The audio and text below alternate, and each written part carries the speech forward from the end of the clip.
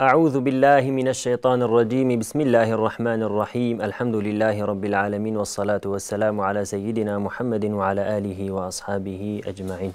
Allah'ın selamı, rahmeti ve bereketi siz değerli Rehber TV izleyicilerinin üzerine olsun. Bizleri tekrardan Rehber TV ekranlarında buluşturan Rabbime hamdolsun. Yeni bir fıkıh ve hayat programıyla çok değerli İttihad-ül Ulema Yönetim Kurulu üyesi Molla Abdülkuddüs Yalçın Seydam ile birlikte her perşembe olduğu gibi bugün de huzurlarınızdayız. Gerek yurt içinden gerekse yurt dışından bizlere bağlanarak yayına katılmak isteyen izleyicilerimiz Rehber TV ekranlarında gördükleri telefon numarası ve diğer iletişim adresleri üzerinden bizlere ulaşırlarsa inşallah cevaplamaya gayret edeceğiz. Muvaffakiyet Allah'tandır. Kıymetli Seydam, öncelikle hoş geldiniz. Nasılsınız? İyi misiniz? Hoş bulduk. Allah razı olsun. Elhamdülillah. Allah hepimize iyilik versin. Sizden de inşallah. Seydam, dilerseniz ilk sorumuzla başlayalım. Tabi biraz gecikmeli oldu. Bazı arızalardan dolayı, teknik arızalardan dolayı. Seydam, ilk sorumuz şöyle. Boy abdesti alması gereken kişi zikir, dua ve salavat getirebilir mi? Euzubillahimineşşeytanirracim. Bismillahirrahmanirrahim. Elhamdülillahi Rabbil alemin ve salatu ve selamu ala seyyidina Muhammedin ve ala alihi ve sahbihi ecma'in. Rabbi şrahli sadri ve yessirli emri ve hlul ukdeten min lisani yefkahu kavli. Allah'ın selamı, rahmeti, bereketi tüm Müslümanların, hususen bizi izleyen kardeşlerimizin üzerine olsun. Evet, şimdi boy abdesti alması gereken dediniz. Yani cünüp olan veyahut ay hali mesela devam eden bir bayan, bir Müslüman kadın veyahut lohusa gibi bir halette olan bir kadın için geçerlidir bu durumlar. Tabii ki zikir, salavat, dua, bunlar her halde yapılabilir. Yani her durumda yapılabilir. Sadece nerede yapılmaz? İnsan ihtiyacını giderirken, yani tuvalette veyahut da dışarıda ihtiyacını giderirken bu zikirleri yapmaz. Fakat onun dışında mesela abdesti olmasa da, cünüp dahi olsa ve ay halinde de olsa bir bayan, lohusalık halinde de olursa yine zikirler yapabilir, salavat getirebilir. Hatta Kur'an-ı Kerim'in bazı ayetlerini zikir kastıyla okuyabilir. Mesela diyelim ki bir İhlas suresini korku halinde okuyabilir. Yani o korkuyu gidermek için İhlas suresinin faydası vardır. Felak, Nas surelerinin faydası vardır. Bunları da zikir niyetiyle okuyabilir. Ama okuyamadığı, yapamadığı şey şudur. Kur'an-ı Kerim'i Kur'an niyetiyle okuyamaz. Kur'an-ı Kerim'i tek bir kelimesi dahi Kur'an niyetiyle okuyamaz. Okuması caiz değildir, haramdır. Fakat zikir niyetiyle mesela Subhanallah, La ilahe illallah, Allahu Ekber, Allahümme salli ala seyyidina Muhammedin gibi ve Kur'an-ı Kerim'de bazı dua ayetleri vardır.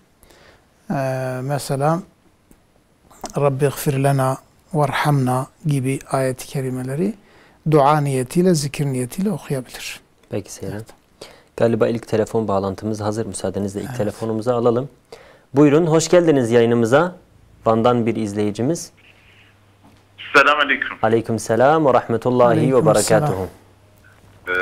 Hocam nasılsınız? Allah razı olsun. Çok sağ olun. Sizleri sormalı. Allah razı olsun hocam. Eyvallah. Buyurun. Hocama bir sorum olacaktı. Ya bu internet üzerine Bitcoin denen bir şey var. Bunun para yatırıyorlar, para kazanıyorlar, para bozuyorlar. Evet. Bu helal midir, haram mıdır acaba? Onu öğrenmek istiyoruz. Var mı başka sorunuz? Soralım inşallah. Allah'a emanet olun. Tamam. Selametle. Selamünaleyküm. Hayırlı akşamlar. Seydam, izleyicimiz Bitcoin'i sordu. Yani evet, bunu zaten birkaç defa bu ekranda cevaplamıştık, sorular gelmişti. Yani şimdi Bitcoin olayı her zaman söylediğimiz gibi şüpheli bir meseledir.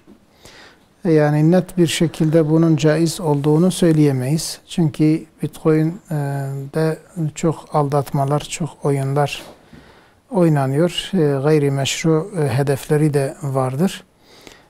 Bu nedenle ve bir de sanal bir şeydir. Yani böyle diğer paralar gibi böyle eline alabileceğin ve onunla alışveriş yapabileceğin bir şey değildir. Yani para kısmına tam böyle girmiyor. Onun için onunla muamele etmek, onu satın alıp satmak şüpheli bir durumdur. Bu nedenle ondan uzak durmak lazım. Peki Seyyid. Bu şekilde düşünüyoruz. Şimdi de Diyarbakır'a bağlanalım. Evet, buyurun, hoş geldiniz yayınımıza. Buyurun, hoş geldiniz. Sesimi alıyor musunuz? Buyurun.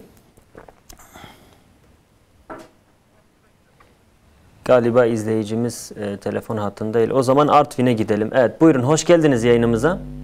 Hoş bulduk. Hayırlı akşamlar, hayırlı yayınlar. Sağ olun, teşekkürler. Buyurun. Benim sorum da Allah'ın gayb hazineleri var. Bu gayb hazinelerini acaba hangi kullar için açıyor? Bunu öğrenmek istiyorum. Hayırlı akşamlar tekrar. Peki, çok sağ olun. Soralım inşallah. Allah'a emanet olun. Artvin'e selamlar. Diğer telefonumuz hazırsa onu da alalım. Hazır değil mi?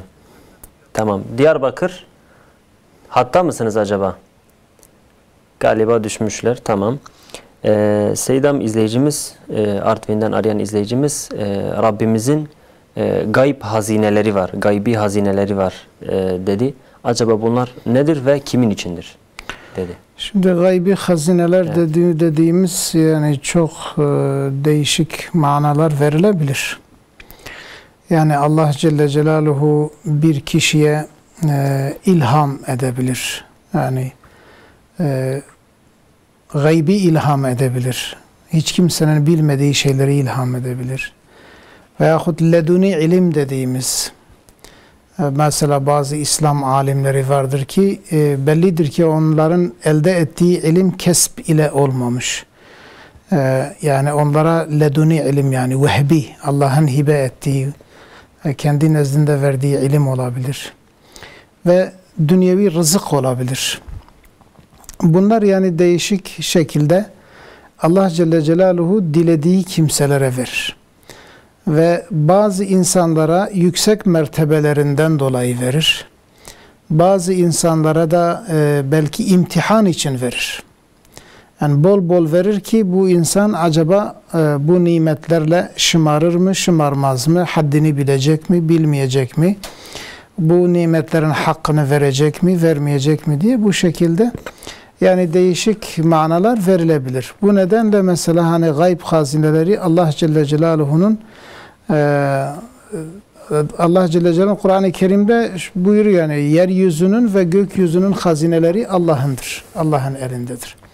Hatta bir ayet-i kerimede, Münafıkun suresinde geçen bir ayet-i kerimede diyor ki mesela Mekke müşrikleri şey yaptılar, dediler ki bu Muhammed'in etrafında sallallahu aleyhi ve sellem, onun etrafında bulunan insanlara bir şey vermeyin.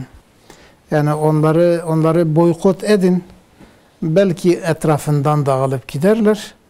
Orada diyor ki Allah Celle Celaluhu gökyüzünün ve yerin hazineleri Allah'ındır. Fakat münafıklar bunu anlayamazlar. Dolayısıyla yani Allah Celle Celaluhu'nun hazineleri doludur. Bu gaybi hazineler, bilmediğimiz, görmediğimiz, hatta düşünemediğimiz hazineler Allah'ın elindedir ve bunu dilediği kullarına verir. Özellikle tabi seyircimizin sorduğu, anladığım kadarıyla tabi iyi anlamdaki mesela gaybi hazinelerdir. Bunlar özellikle ilhami olan şey, ilhamla ilgili bilgiler ve ilimdir. Bunu da tabii ki takva sahiplerine verir. Böyle takva sahipleri için Allah Celle Celaluhu birçok yol açar ve eğer siz Allah'tan korkarsanız ve gereği gibi sakınırsanız Allah Celle Celaluhu sizin için mesela çok yollar açar. Çıkış yolları açar ve eğer şükrederseniz Allah Celle Celaluhu nimetini artırır. Peki. Oradan anlaşıldığı gibi demek ki takva sahibi bir insan Allah Celle Celaluhu gaybi hazinelerine mazhar olabilir. Peki Seyyidem. Şimdi de 2 telefonumuz var. Önce İstanbul'a bağlanalım. Buyurun, hoş geldiniz yayınımıza.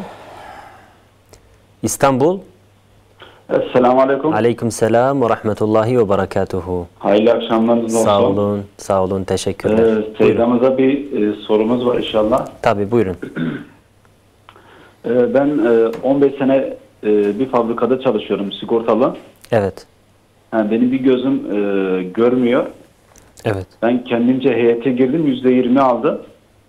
Evet. Bunun parayla %60 yapıyorlar.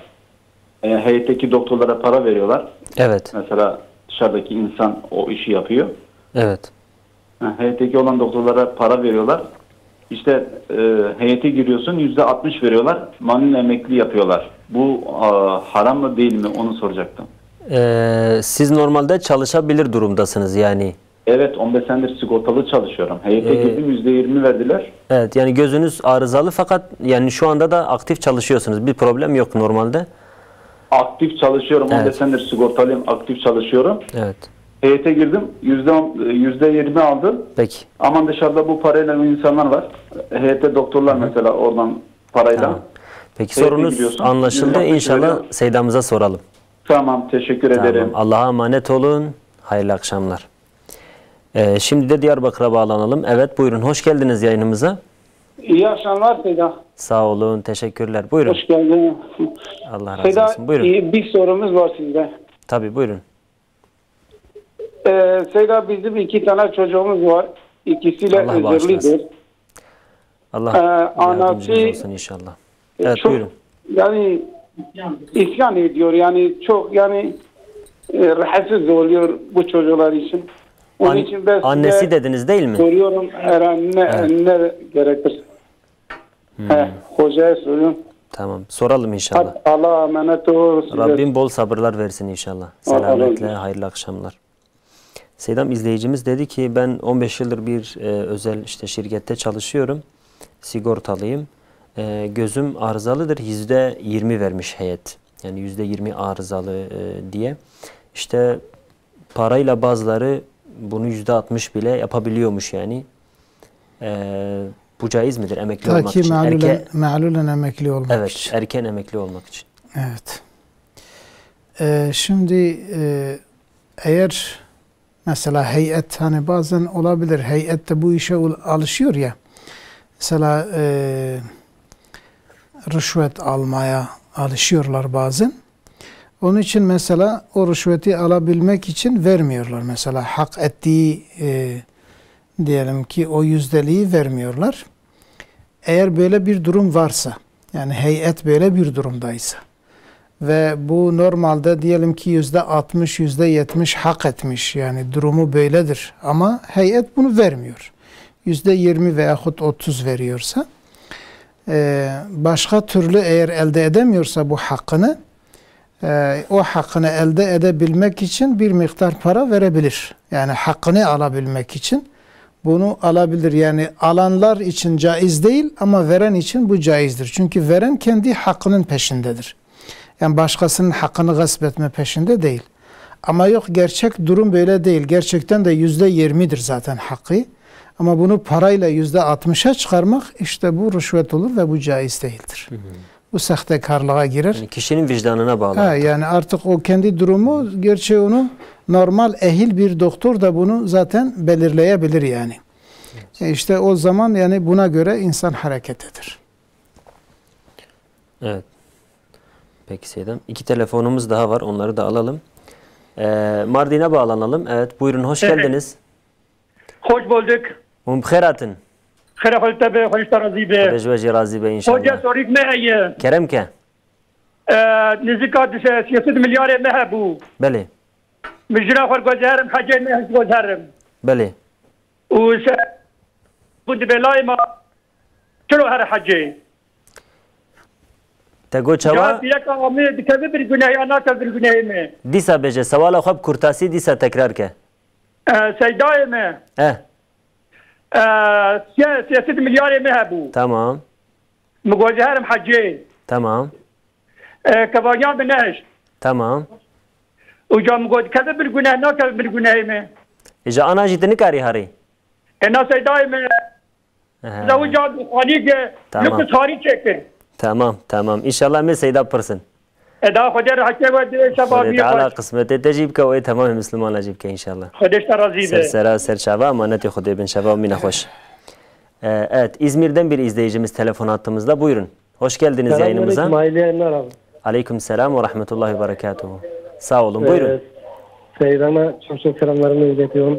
Eyvallah. Bir sorum olacaktı. Şimdi benim oğlan Trabzon'da hafızlık okudu da. Evet. Hafızlığını bitirince bir adak adamıştık. Evet. Bu adaktan bizim yiyemediğimizi biliyorum. Fakat anne baba, şimdi annem babam ayrı yaşıyor. Yani Evet. onlara verilebilir mi verilemez mi sorduk. Şimdi verilemez diyorlar ama anne babaya bakmakla yükümlü değilsen, yani anne babanın evi ayrıysa yani verebilirsin dediler bu adaktan, yiyebilirler dediler. Onu Seydam'a bir soracaktım. Peki Seydam'ıza soralım inşallah. Tamam hocam. Peki Allah'a emanet olun. Allah razı olsun. Hayırlı akşamlar, hayırlı evler. Sizden de inşallah. Eyvallah. Seydam kardeşimiz dedi ki 2 tane özürlü evladım var. Evet. Allah-u Teala sabır versin. Anneleri bu duruma çok üzülüyor, hatta isyana giriyor, isyan ediyor bir nevi bu duruma. Hı hı. Seydamız bu durum için ne der? Hı hı. Evet Seydam. Evet, şimdi gerçekten özürlülere bakmak sıkıntılı bir durumdur. Hakikaten ağır bir durumdur. Özellikle bir değil 2 tane olunca bu daha da tabii ağır bir durum olur. Fakat Allah'ın bir imtihanıdır bu. Yani aslında Allah Celle Celaluhu büyük bir sevap vermiş bu bayan kardeşimize. 2 tane özürlü çocuğu var. Eğer sabrederse, sabırla eğer onlara bakarsa, metanetini bozmasa, isyana girmese, bunun sevabı gerçekten çok çok büyüktür. Yani Allah Celle Celaluhu'nun ancak bileceği bir sevap vardır burada. Hani eğer mesela sıkıntı olursa da, o sıkıntısını dile getirirse de sadece şunu desin: La havle ve la kuvvete illa billahil aliyyil azim. Bunu söylesin yani. Yani kızgınlığını, şeyini bu şekilde ifade etse yeterlidir. Ama isyana girerse o sevabını da kaybeder. Günaha da girmiş olur. Yani isyan dediğimiz hani bir nevi yani Allah'ın kaderine isyan ederse, İslam'ın kabul etmediği, caiz görmediği bazı sözler sarf ederse, işte burada mesuliyet var yani. Burada sorumluluk vardır. Bu nedenle bu kardeşimiz sabretsin. Ona o şekilde tavsiye ediyoruz. Yani zikir etsin, Allah lafzını bol bol tekrar etsin. Allah'tan işte hayırlı bir kapı açmasını talep etsin ve özellikle la havle bu gibi sıkıntı durumlarda la havle ve la kuvvete illa billahil aliyyil azim zikrinin çok faydası vardır. Yani o zikirle inşallah biraz da olsa teselli bulur. Allah Celle Celaluhu onun kalbine biraz ferahlık verebilir. Ve bunun neticesini düşünsün. Zaten hepimizin neticesi ölümdür. Evet, dediğimiz gibi çok zordur. Ama insan neticesini düşündüğünde eğer o netice çok güzel ise ona katlanır. Mesela bakıyoruz ki günümüzde bir insan birkaç kuruş elde edebilmesi için kimisi canından bile olur. Yani o kadar tehlikeli yollara giriyorlar. Bunun da eğer neticesinde çok güzel bir netice varsa neden sabretmeyelim? Allah sabırlar versin. Amin Seydam. Seyda kurmancı pırsı, emci kurmancı pırsın. Go pere min hebu, go 300 milyar min hebu.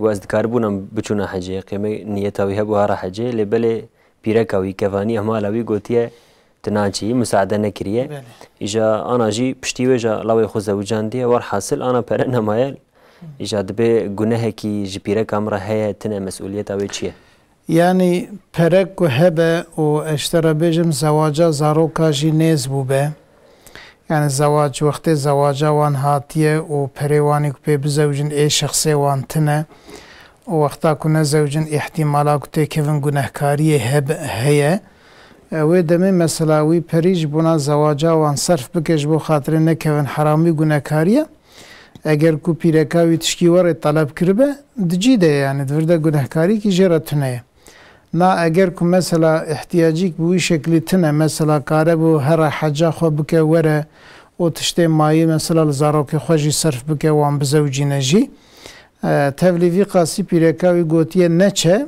evji ne çube her du jipe mesulun pirekavi jipe mesule ev jipe mesule ne mesuliyetemezin aviye Lara zilam xodiye mali mesela desti videye tediyem durumavan halevan nizanın fakat luguri umumi mere vakta haber dedi. Yani zilam reisi mali her tiş desti videye pirekayı beje ne çeşi be tçubkiji mesela anha imkana min heye vakta imkana min he beje hac ser mi ferze ve ferziyete hane mecbur ez edabkum yani çaak mesela pirekayı kijer be ne çe camiyel mecneke يعني تأوكك شوي قوت نرتنا قيمتك شوي قرب خبراوي نك يعني دفردش قرب خبراوي نكرانا يعني بخبراوي كربه اگر تديم حالوي باش نزانن اگر كو يعني وها مجبوريتك زيادة تنبه تولوي قاسي هما صرف كو بيرك ام بيجن خو او كربه عاجز كربه ويجي بخبرا بيرك كربه مسؤوليته هي مسؤوليته بيرك جي البته چمكي لقارشي امرك خدا درته لبله و کایم برشی گوت اگر کو احتیاجی حقیقتا وکیدن هبه بوی پرای احتیاجی وقتا هبه دوان دراد دوان احتیاجی de sarf kırın peştir. Peki Selam. İki telefonumuz var. Onları da alalım. Diyarbakır'dan arayan bizi izleyicimiz. Buyurun hoş geldiniz yayınımıza. Diyarbakır. Hatta mısınız? Bizim köyde hem evet. Kur'an kursu var hem de imam için bir ev vardır. Tamam. Şimdi hoca kendi ona tesis eden eve girmiyor. Kur'an kursuna girmiş. Çocuklar da camiye geliyorlar. Kışın olsun çocuklar iyice kendini hakim olamıyor. Çağ olabilir. Yani camiye geliyorlar. Evet. Bunun ne gibi bunun hükmü bir soracaktım. Peki Seydamıza soralım. Anlatabildim mi? Anlaşıldı. Diyorsunuz ki Kur'an kursu var. Artı Kur'an ev var. kursu köyde vardı. Evet. Şimdi hoca Kur'an kursuna girmiş. Tamam. Ayrıyeten hoca için tesis etmiş bir ev vardır. Ona girmiyor. Tamam. Peki girmeme sebebi evle ilgili mi yoksa? Burada siz onun tercihine mi bırakıyorsunuz? Yok. Evi öyle boş bırakıyorlar. Tamam. Kur'an kursu daha geniş, daha onun için hoştur. Tamam. Çocukları da camiye salıyorlar. Tamam, Seydamıza soralım inşallah. Evet, tamam. Allah'a emanet olun, selametle. Mersin'e de bağlanalım. Evet, buyurun, hoş geldiniz yayınımıza. Selamun Aleyküm. Aleyküm selam ve rahmetullah. Baba Allah razı getirsin. Sağ olun, teşekkürler. Buyurun. Ben teşekkür ederim. Hocamdan bir şey rica edecektim. Bu öğlen namazın farzı. Evet. İkindi namazın farzı, akşam namazın farzı, yatsının namazın farzı. Bunların izahlarını isteyeceğim, hocamdan rica ediyorum. Hangi açıdan, yani nasıl kılınması gerektiği mi yoksa evet, sünnetleri evet, mi yani? Nasıl kılınır? Tamam, soralım inşallah. Evet. Yani mesela 2 rekat bir şekilde, 4. rekat bir şekilde, onu bu şekilde öğrenmek istiyorum. Tamam, peki Seydamıza soralım inşallah. Tamam baba. Var mı başka merak ettiğiniz soru? Hocama da çok selam söyle. Eyvallah, Allah'a emanet olun. Allah razı olsun, teşekkür ediyorum selametle baba. İnşallah. Seydam izleyicimiz dedi ki, Allah bağışlasın, bir tane oğlum vardı, hafızlık bitirirse, eğer hafız olursa ben işte bir adak adamışım kurban keseceğim diye. Diyor ki bu kurbandan, bu adak etinden biz yiyemeyeceğimizi biliyoruz. Fakat şu an annem babam bizden ayrı yaşıyor. Biz şu an onlara bakmıyoruz. Onlar kendilerine bakıyor. Bu etten onlar da yiyebilir mi? Yiyemez mi? Ya da yemelerini istesek ne yapmalıyız? Eğer annesi babası ayrı yaşıyorlarsa verebilir. Yani çünkü adak mesela adak kurbanı adanmışsa o hangi ev tarafından adanmışsa o ev halkı için geçerlidir. Yani o ev halkı ondan yiyemez. Mesela bu adağı adayan kişi kendisi ve nafakalarıyla yükümlü olduğu kimseler. Nafakasıyla yükümlü olduğu kimseler onun çocuklarıdır, hanımıdır, kendisidir. Bunlar ondan yemez. Ama anne babası ayrı ise ve nafakaları onlar kendi kendine temin ediyorsa, bu onlara bakmıyorsa şu anda onlara verebilir. Yani o adak etinden, adak kurbanı etinden onlara verebilir. Rahatlıkla da yiyebilirler. Burada herhangi bir sakınca yok. Peki Zeynep. Diğer sorumuz izleyicimiz dedi ki imam kardeşimiz köydeki imam evi yerine Kur'an kursunu ev olarak kullanıyor. Çocuklar da Kur'an kursunda ders göreceğine geliyorlar camide ders görüyorlar ve camiyi kirletiyorlar artık. Evet. Herhalde onu kastetti. Bu durumda yani mesuliyet var mı yok mu? Evet. Şimdi biz yani durumu bilmediğimiz için sadece onun ifadesine göre söyleriz. Yani eğer imamın evi işe yaramıyorsa hani çoğu köylerde imam evine fazla ehemmiyet gösterilmiyor. Yani ihtiyacı görecek durumda değil veyahut da epeyce sıkıntılıdır. Ya damlama olur ya rutubet çeker ya da çok dardır mesela. Eğer bu şekilde bir sıkıntı varsa imam da bundan dolayı geçici bir şekilde Kur'an kursu binasına girmişse burada herhangi bir sıkıntı yok. Caizdir yani caizdir girebilir. Fakat eğer sırf daha müferrahtır, daha güzeldir diye Kur'an kursunu evine tercih edecekse ve normalde o ev imamlar için yapılan ev o ihtiyacı gideriyorsa ama sadece biraz daha diyelim ki dardır. Bundan dolayı eğer girecekse tabii burada bir mesuliyet var yani.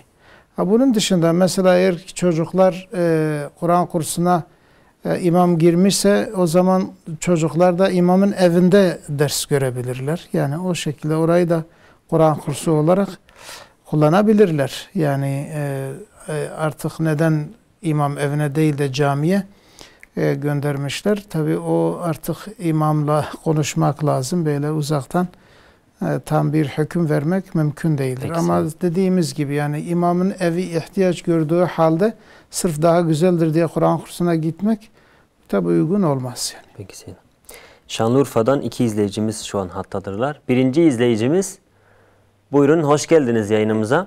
Hoş bulduk. Selamünaleyküm. Aleykümselam ve rahmetullah. Sağ olun. Hocama hürmetlerimi, saygılarımı sunuyorum. Ellerinden öperim. Estağfurullah. Buyurun. Üstadım benim sorum şöyle olacak hocama. Ben kurumsal bir firmada çalışıyorum. Evet. Yıl sonu toplantılarımız oluyor. Evet. Bazen işte eğitim toplantılarımız olabiliyor. Ve bu toplantılar çoğunlukla otellerde yapılıyor. Evet.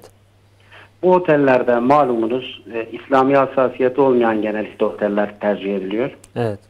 Biz de bu anlamda yani Allah'ın haram kıldığı içki gibi ortamlara girmek zorunda kalıyoruz. Mesela bir akşam eğitim toplantısı bittikten sonra akşam içkili bir ortamına girmek zorunda kalıyoruz. Zorunlu bir toplantı.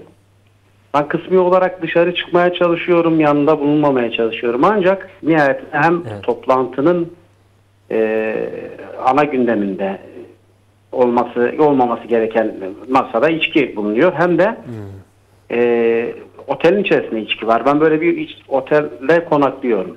Peki. Bu benim işim açısından işi bırakmamı gerektirir mi? Böyle bir işten katiyen haramdır diyebilir miyim? Teşekkür ederim. Sağ olun. Soralım inşallah. Bizleri dinleyin. Seyyidamıza soralım. Allah'a emanet olun. Rabbim selamet versin inşallah. Urfa'dan bizleri arayan 2. izleyicimiz. Buyurun. Hoş geldiniz yayınımıza. Hoş buldum. Sağ olun. Ben Yusuf Altay. Evet. Buyurun. Hocam benim sorum geçen sene ilk önce iyi akşamlar diyorum size. Tabii. İyi günler diyorum. Sağ olun. Geçen sene benim bir çocuğum kazadan dolayı vefat etti. Dava açtım. Allah bağışlasın. Allahu Teala mağfiret etsin inşallah. Ediyorum. Bu davada mesela hani bu para alacaklar. O para halal mıdır, haram mıdır? Yani kazada evladınız mı sorumluydu? Yani o mu suçlu görüldü yoksa? Şimdi şu andalık %90 onlar suçlu. Suçlu. Peki. Devam ediyoruz. Yani acaba biz bu parayı alsak halal mıdır, haram mıdır? Tamam. Seydamıza soralım inşallah. Allah'a emanet olun. Selametle. Seydam izleyicimiz dedi ki öğle, ikindi, akşam ve yatsının farzları. Biz buna sabahı da ekleyelim. 5 vakit namazın farzları yani çok detaylıdır da biz kısaca Seydam nasıl doğru kılabiliriz? Bunların kılınış şekli nasıldır? Örneğin hani hiç namaz bilmeyen birisine anlatırsak kısaca nasıl anlatabiliriz Seydam? Evet. Şimdi her bir namazın zaten niyeti var. Yanılmıyorsam izleyici sünnetlerini de soruyor. Şimdi sünnetler, farzlarla beraber kılınan sünnetlere ratibe denir. Ve ravatib çoğul olarak ravatib denir. Bu ravatiplerin müekketleri vardır. Yani sünnetinin çok kuvvetli olanları vardır ki bunlar mesela sabah namazının ratibeleridir. Sabah namazından önce 2 rekat namaz sünnet kılınır, nafile. Ondan sonra da sabah namazına başlanır. Sabah namazı yani başlanınca şöyle yani bir ihram tekbiri getirilir. İhram tekbiriyle birlikte de niyet getirilir.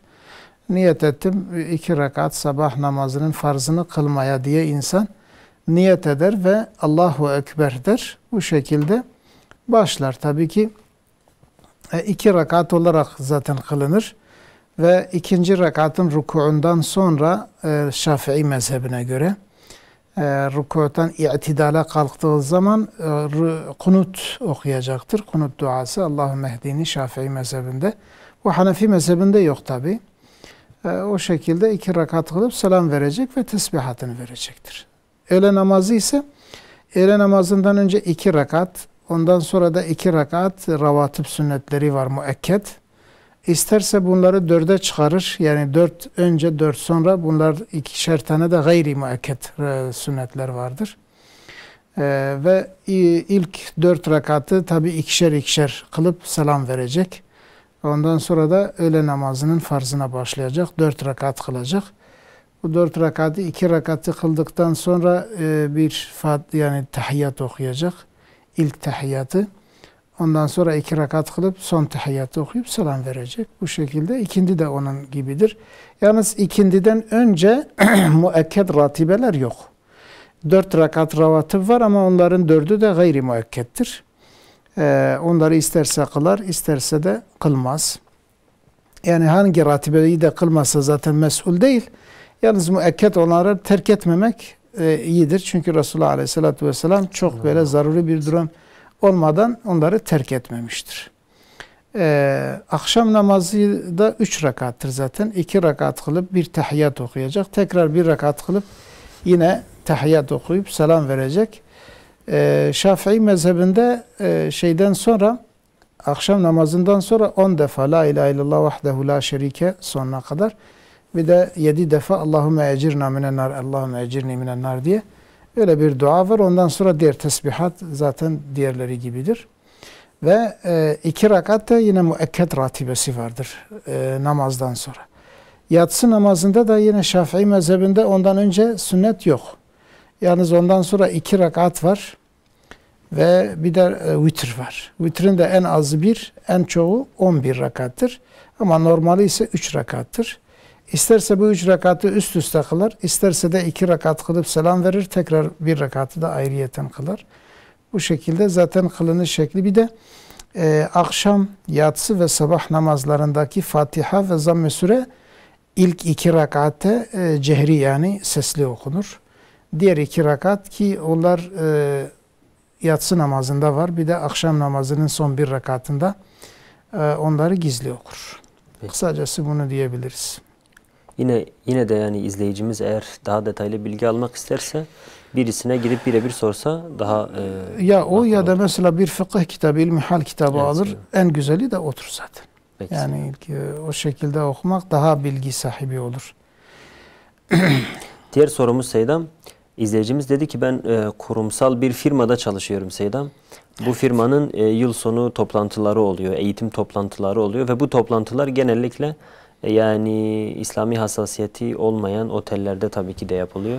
Dolayısıyla toplantı masasında içki de oluyor. Mecburen ben de gittiğim için katılıyorum. Benim bu konuda bir mesuliyetim var mıdır? Benim bu işe devam etmem gerekiyor. Yani kısaca Seydam'ız ne diyor Seydam?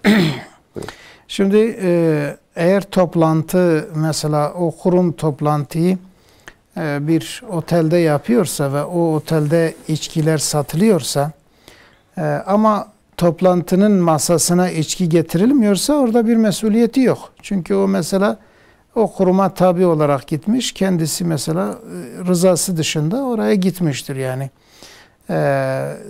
Otelde içkinin satılması onu ilgilendirmez. Onun bir mesuliyeti orada yok.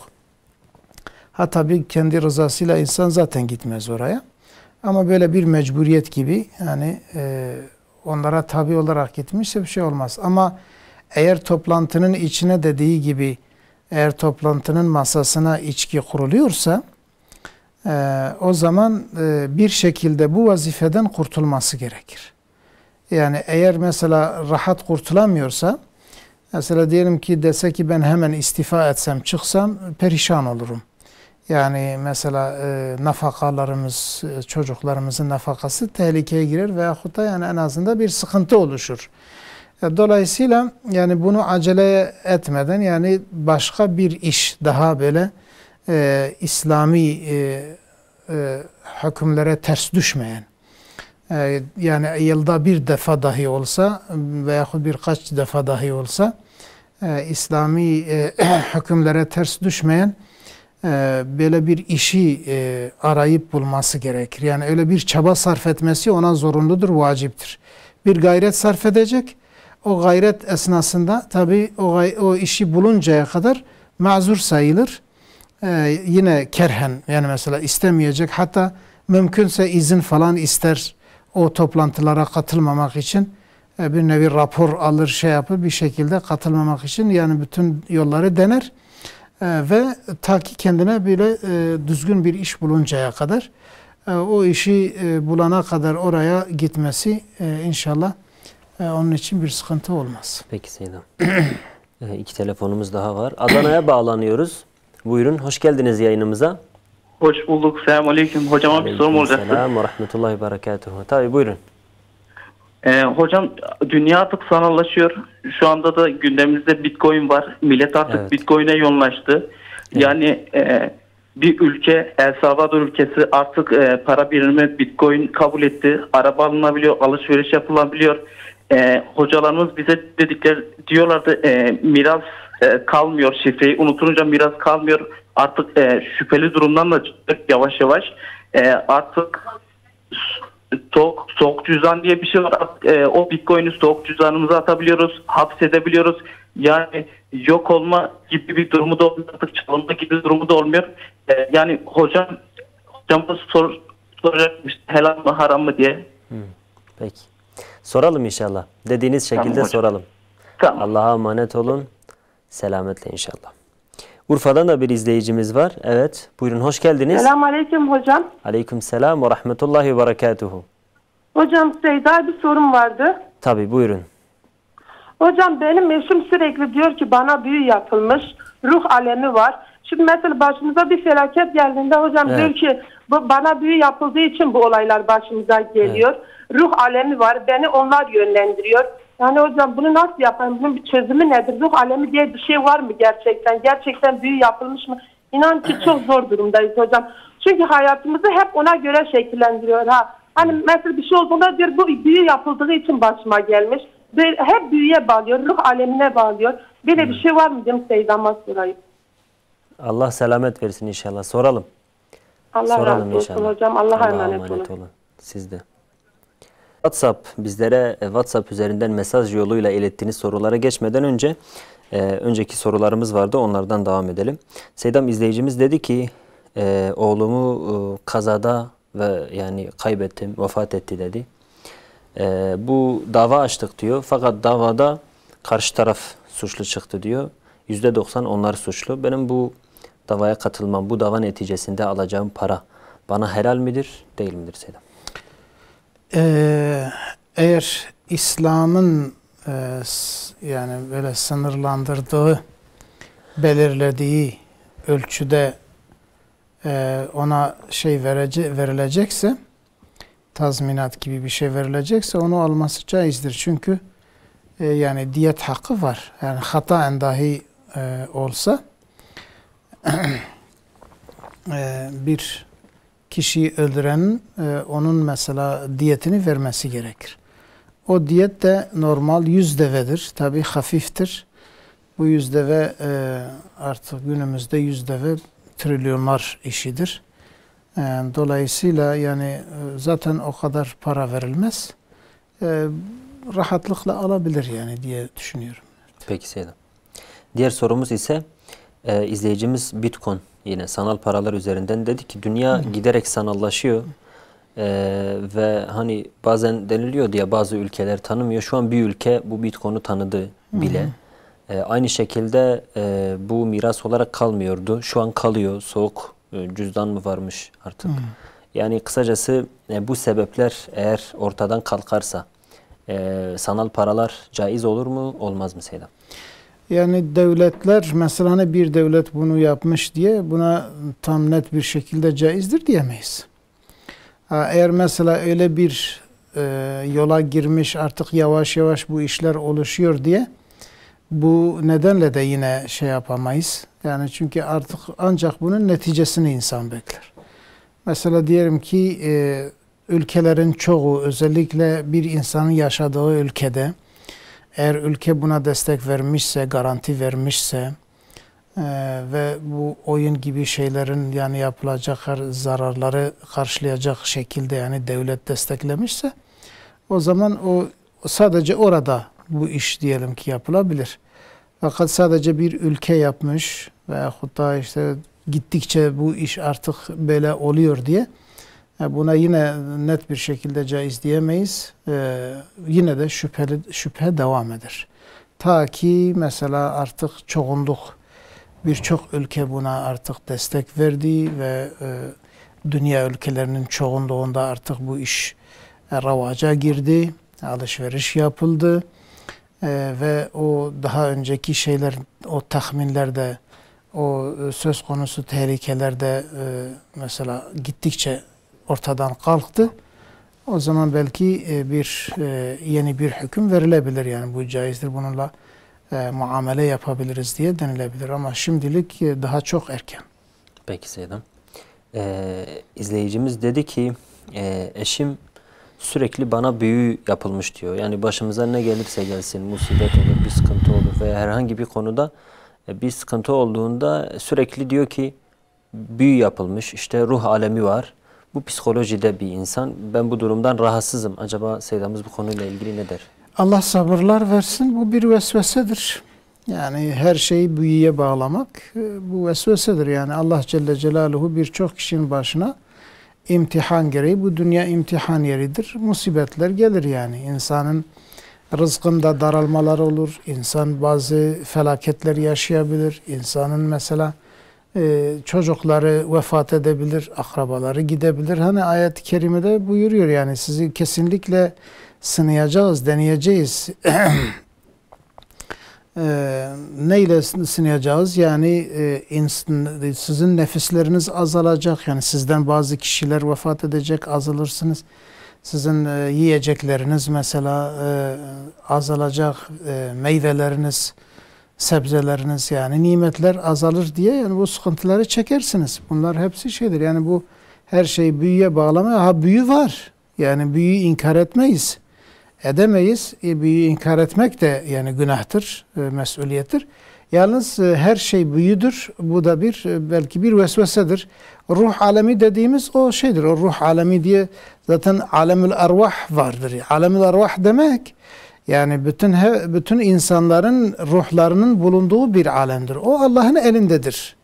Ve Allah Celle Celaluhu yani bir insanı yarattığı zaman o alemül arvahta onun ruhunu gönderir. O bedenine yerleştirir ve o şekilde o insan yaşar. Yani ruh alemi dediğimiz bu bazen böyle günümüzdeki bazı deyimler işte ruhlar gelecek. Sanki ruhlar işte zarar verecek bazı mahlukattır diye ruhları başka bir alem diye niteliyorlar. Böyle bir şey yok. Yani bu vesvesedir ve başkalarının aldatmacasıdır.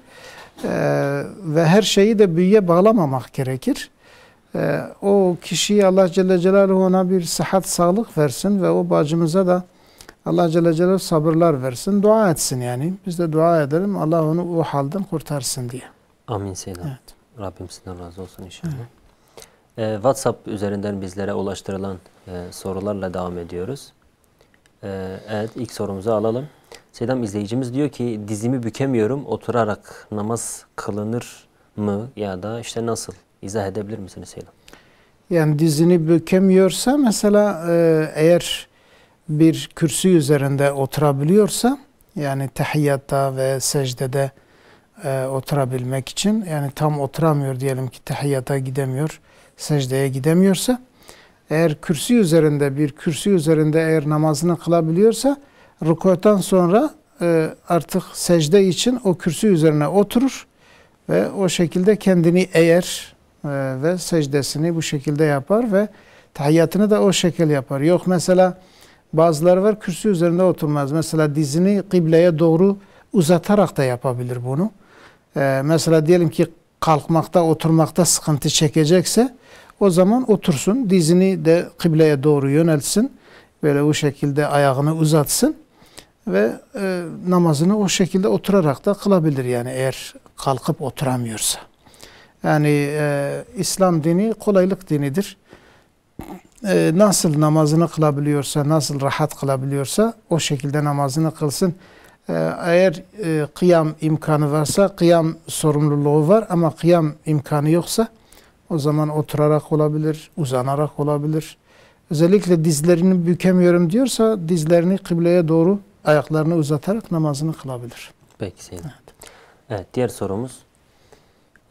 Selamun Aleyküm Seyyidem. Özel bir kurumda çalışıyordum. Seneler önce çalıştığım iş yeri yılbaşı için çekiliş yapmıştı. 500 TL bana çıktı. Ben de verdikleri çeki onlara ait iş yerinden evime eşya aldım. O çekle evime eşya aldım. Bunun hükmü nedir? Ne yapmam lazım? Yani hani almış gitmiş yani keşke bunu yapmadan sorsaydı. O zaman diyecekti ki o çeki bir fakire ver. Yani böyle zekatın düşebileceği bir fakire verseydi. Eğer o miktar, o 500 liralık miktarı mümkünse onu bir camiye hibe et. Yani versin, evet hibe olarak versin veya bir medrese, bir hayır kurumuna veyahut da zekat düşen bazı insanlara onu verse inşallah o mesuliyetten kurtulur. Yoksa onu o şekilde alması caiz değildir. Peki Seyyidem. Diğer sorumuz.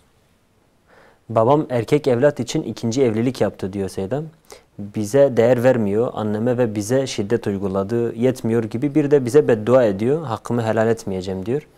Böyle bir hakkı var mı babamızın? Yani sırf böyle ikinci evlilik yapmış ve o ikinci evlilikle birlikte bu tür şeyleri söylemesi onların tarafında hiçbir şey olmamışsa tabi burada bir mesuliyet var. Yani öyle gereksiz bir yere bir beddua okumak, ondan sonra hakkımı helal etmiyorum demek, anneye şiddet, yani kendi diğer birinci hanımına şiddet uygulamak bunlar caiz değildir. Bunlar haramdır. Fakat bir de ona sormamız lazım. Yani bu işi yapan kişiye de bir sormamız lazım. Acaba o ne diyecek? Evet. Artık ona göre tam kesin bir hüküm verilecek. Ama izleyicimizin sadece mesela sorusuna göre gidersek yani eğer onun söylediği %100 doğru kabul edilirse baba mesuldür yani günah işliyor. Peki, zulümdür. Ya peki ikinci yani erkek çocuğu olmadığı için ikinci evlilik yapması? Yani o gayet doğal bir şeydir. Hatta sadece erkek için değil de yani normalde istese erkek çocuğu da var, kız çocuğu da var. Yine ikinci evlilik, üçüncü evlilik, dördüncü evlilik yapabilir. Yeter ki adaleti sağlasın. Yani İslami ölçülere göre muamele etsin. O evliliği yapabilir. Bu birinci hanımı izin vermiş, çocukları izin vermiş veya vermemiş. O önemli değil. Fakat şu var, hani mesela huzurunu kaçırmamak için insan tabii ki buna da dikkat etse o ayrı bir konu. Ama normalde hüküm olarak caizdir. Yeter ki hukukunu yerine getirsin. Peki Seyyidem. Diğer sorumuz. Bankada 20.000 TL param var. Fakat kiracıyım.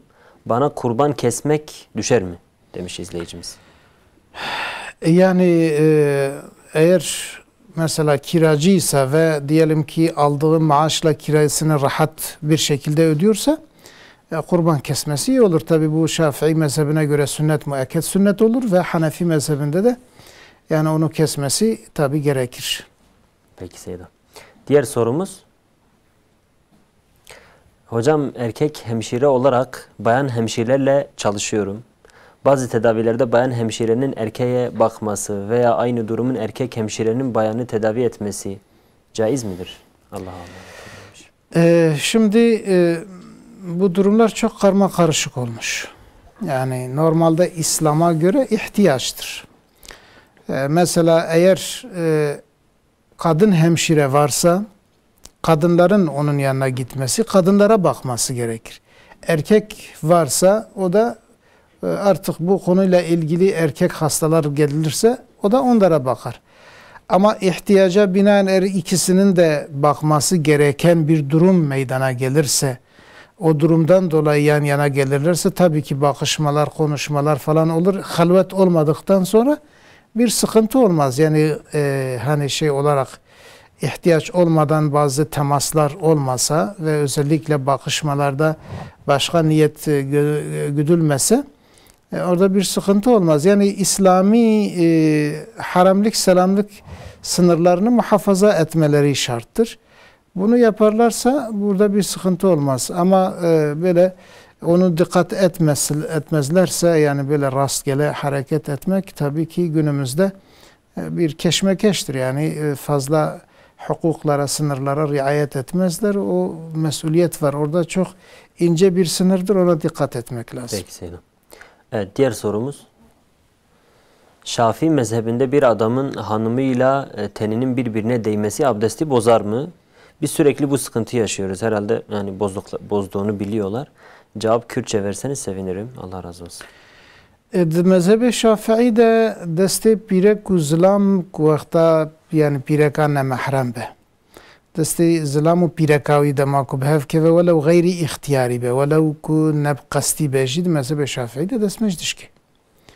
Ajbo xatirê ve tengayê xelas bibe kare divê meselê de xwe teqlîdî Henefî bike. Ji bo xatirê ku ev ê di navbena wî pîrekawî de daîm ew çênebe. Qerebalî û şer û filan nîqaş çênebe. Kare ji xwe re mesela mezhebê Henefî teqlîd bike. Teqlîda wî ji vî şeklî ku yani divê mesela destdana pîrekê de wexta ku şehwet çênebe destmêj naşkê. Ez divê meselê de xwe teqlîdî mezhebê Henefî dikim. Ji dilê xwe de vî tiştî derbas bike. Hatta ku niyeta xwe dagiş neke îdî ew duê mesele de li gorî mezhebê Henîfiye û destê wan bi wexta bihev bû jî destmêja wan naşkê lê welê wexta şehwet çêbe tu dî mezhebê Henîfî de jî dişkê. Peki Seyyidem. Evet, diğer sorumuz. Alalım. Yeni doğan çocuğun göbeğini alim olsun diye cami bahçesine gömüyorlar. Bunun hükmü nedir? Hatta Seyyidem bazıları Kabe'ye götürüyormuş, Mekke'ye falan. Bazıları suyun altına, denizin altına falan gömüyorlar. Ev ya hurafe. Böyle bir şey var mı Seyyidem? Şgörtüne. Cevap Türkçe olsun Seyyidem. Türkçe olsun. Evet, bu şeydir yani bu normalde böyle İslam'da böyle bir şey yok. Yani bu batıl bir düşünce, bir inançtır, bid'attır. Öyle bir şey yoktur İslam'da. Yani o çocuğun göbeğinin nereye gömüleceği o çocuğun şeyine hiçbir değişiklik yapmaz diye o şekilde malumat sahibiyiz. Evet Seyyidem. Evet, diğer sorumuz. Namazı sürekli son dakikalara ertelemenin hükmü nedir? Yani örneğin son 5 dakika 10 dakika kalıyor namaz kılıyor. Sürekli bunu yapıyorsa? Evet. Bunun hükmünü de söyle. Şimdi şeylerin yani namazların zaten ilk vakitleri vardır. Ve ihtiyar vakitleri var. Yani sevabının bulunduğu vakitler var. Bir de sadece cevaz vakti var. Bir de kerahat vakitleri vardır. Eğer bir insan mesela mümkünse tabii onu ilk vakitte namazını kılar. Eğer bazı ihtiyaçlardan dolayı diyelim ki ilk vakte kılmadı ama ihtiyar vakti daha devam eden namazları o ihtiyar vaktinde kılsa tabii ki bu da yine o sevabı alacaktır. Ama eğer ihtiyar vaktini böyle geçirdiyse ihtiyaçsız olarak yani böyle ihmalden dolayı zaten kerahat vakti mekruhtur zaten. O kerahati yani istenmeyen bir durumdur. Orada yani vakit sevabını almaz. Evet o farziyet üzerinden gider. Farziyet gider ama vaktin sevabını almıyor. Fakat eğer böyle 4-5 dakika kalacak böyle tehlikeli bir duruma gitmekse orada bir günahkarlık da söz konusudur. Hatta mesela diyelim ki son rakatı bazen diğer vakte giriyor. O şekilde yani mesela tehlikeli veyahut patapat yani bitirince bir nevi diğer vakitte giriyor. Yani ihtiyaç olmadan bu durumu yaparsa burada bir mesuliyet var. Orada bir sorumluluğu vardır kitaplarımızda geçtiği gibi. Peki Selam. Evet, diğer sorumuz.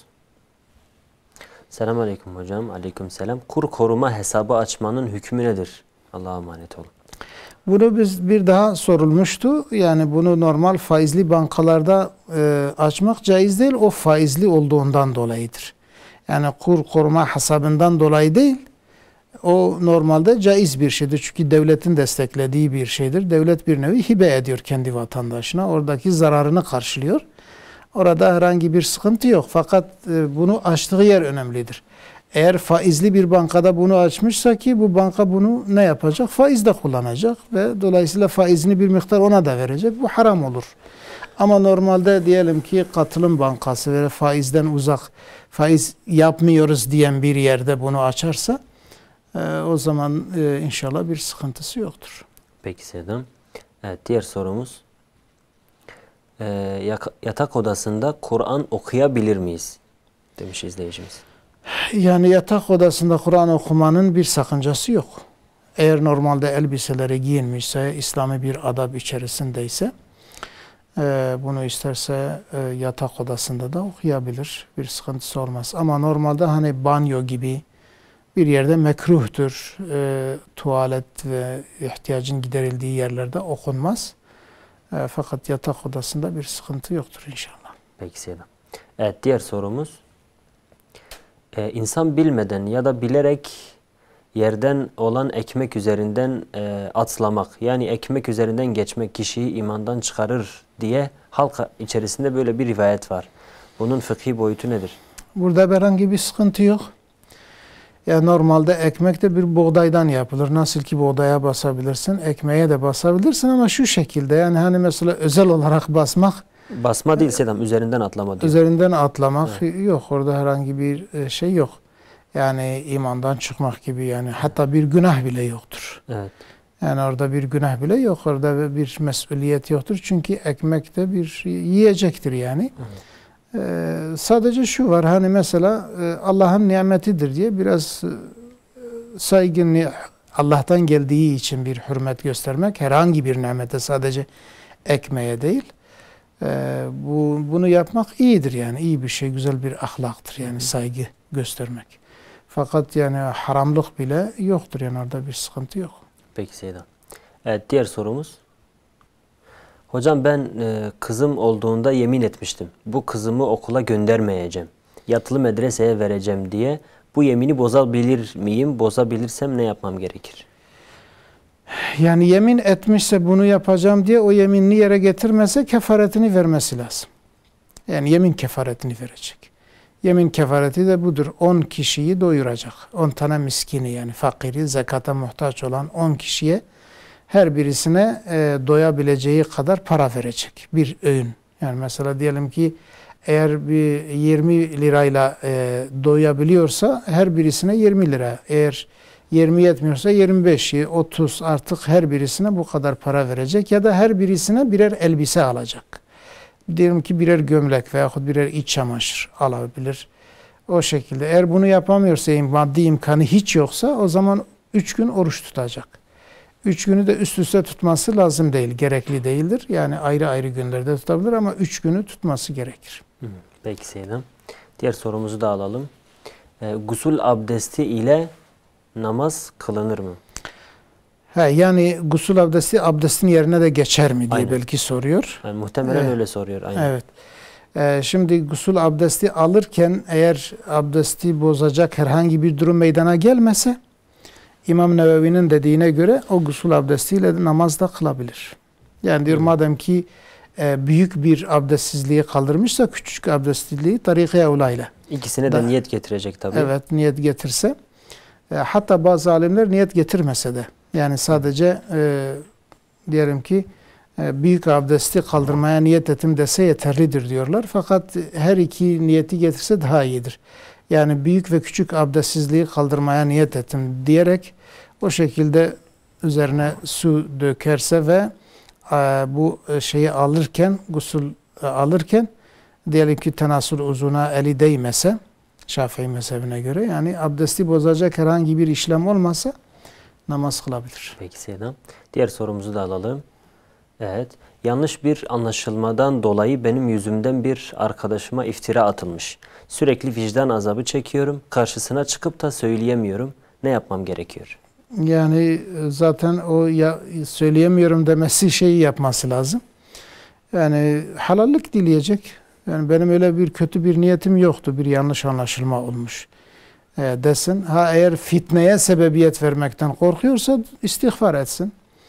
Ve o şey için de istiğfarda bulunsun, dua etsin ona.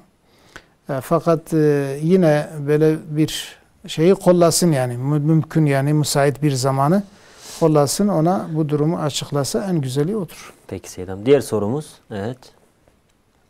Mobil bankacılık üzerinden vadeli hesapla altın alıp satmak caiz midir? Eğer o bankadan direkt altının kendisini alabiliyorsa caizdir. Ama banka mesela şart koşar. Diyelim ki 1 kilo olmadan sana vermeyeceğiz veyahut da hiç vermese o şekilde alması caiz değildir. Peki Selam. Diğer sorumuzu da alalım. Evet. Camide ezan sesi gelince evde müzik ya da başka bir şey dinlemek doğru mudur? Caiz midir? Değil midir? Doğru değildir. Yani ezan okunduğu zaman hatta bir kişi Kur'an-ı Kerim dahi okusa durması lazım.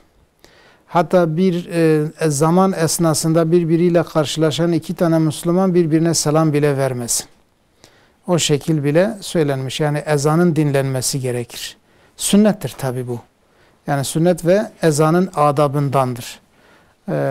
Bu nedenle mesela onun dışında herhangi bir şey yapmak mekruhtur. Hele hele eğer müzik sesi ise bu zaten caiz değildir. Çünkü müzikse ezan esnasında müzik sesini dinlemek bu harama girer. Onu yapmaması gerekir. Ama normalde Kur'an-ı Kerim okur veya normal konuşma ise bunu da yine terk etmek sünnettir. Peki Seyyidem. Diğer sorumuzu da alalım.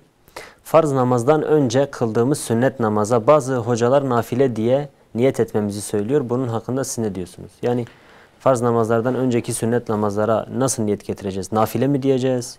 Yani yoksa... nafile kelimesi de olabilir, sünnet kelimesi de olabilir. Mesela şöyle diyebilir yani mesela ratibe sünnetlerini kılmaya niyet ettim. Bunu diyebilir. Veyahut ratibe nafilesini kılmaya niyet ettim diyebilir. Yani nafile kelimesi ve sünnet kelimesini kullansa da ikisi de olabilir. Çünkü ikisi de bunun farz olmadığını, sünnet olduğunu ifade eder. Peki Seyyidem. Diğer sorumuzu da alalım. Televizyondaki programlardaki kişilerden bahsedilince gıybet oluyor mu? Yani televizyonda bir program oluyor. Onlar da evet, işte falan kes şöyle yaptı, böyle yaptı deyip gıybet olur mu Seyyidem? Yani gıybet elbette ki gıybettir. Çünkü gerçek kişilerdir onlar. Çünkü onların mesela isimleri meşhur bir program oluyor. Diyelim ki bir mesele hakkında herkes kendi fikrini söylüyor orada. Onlar tabi bunu şey yaptıktan sonra artık onların aleyhinde kötü konuşmak mesela eğer tabi bunlar Müslüman ise kendi fikrinden dolayı yaptığı, söylediği şeylerden dolayı onun aleyhinde konuşmak bu gıybete girer. Ama yok mesela hani gıybetinin caiz olduğu kişiler var. Fasık-ı mütecahhir dediğimiz böyle açık açık fısk yapan bir insan, kendi fıskıyla övünen insanları mesela onların aleyhinde konuşmak bu caizdir ve bu gıybete girmez. Peki Seydam. Son sorumuzu da alalım. Evet. Tabii bu arada birçok soru geldi. Hepsine belki cevap veremedik.